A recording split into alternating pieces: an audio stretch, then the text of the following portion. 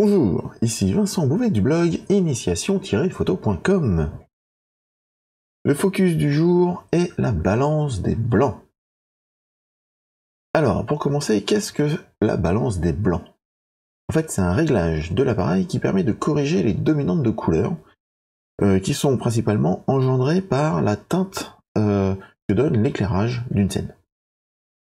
Pour pallier à ça, les appareils proposent différents pré-réglages en fonction du type de source d'éclairage qu'on peut trouver.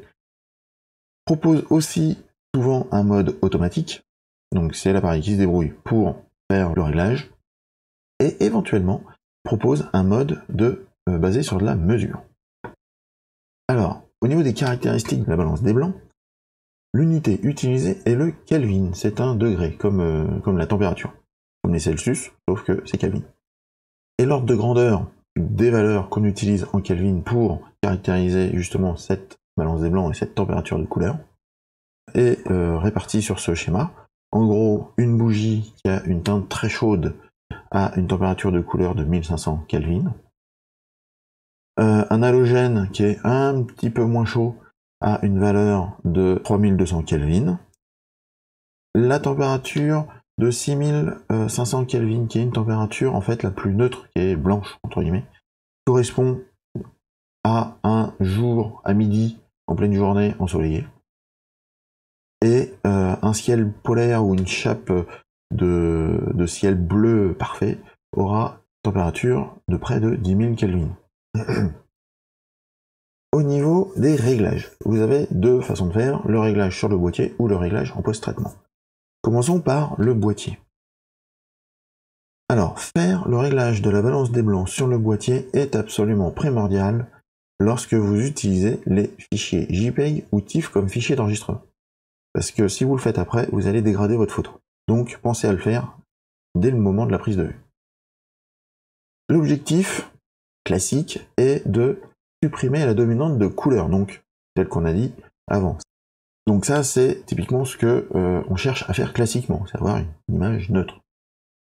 Mais il arrive aussi très souvent, ou en tout cas je vous le conseille, c'est de choisir consciemment une température de couleur non neutre, puisque ça fait aussi partie d'un processus créatif d'introduire une dominante de couleur.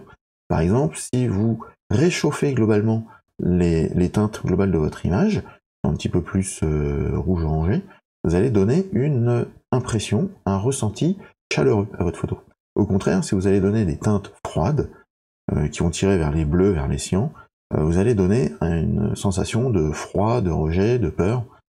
Et donc ça, c'est très très fort pour passer des messages au sein de vos photos. Et ben pour faire ça, pour le coup, il ne faut pas le neutraliser. Donc on peut le faire à la prise de vue avec ce réglage qui est la balance des blancs. Si vous ne l'avez pas fait à la prise de vue, vous pouvez toujours le faire au post-traitement.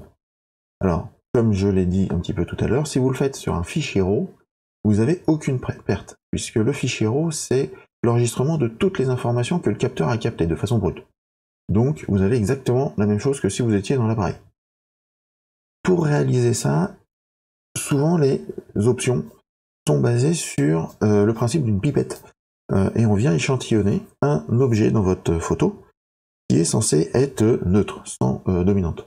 Et on vient échantillonner cet endroit-là. Le logiciel, lui, vient dire « mais je suis censé avoir un gris neutre, malheureusement je tire vers le vert, ou je tire vers le rouge, je tire vers une dominante ».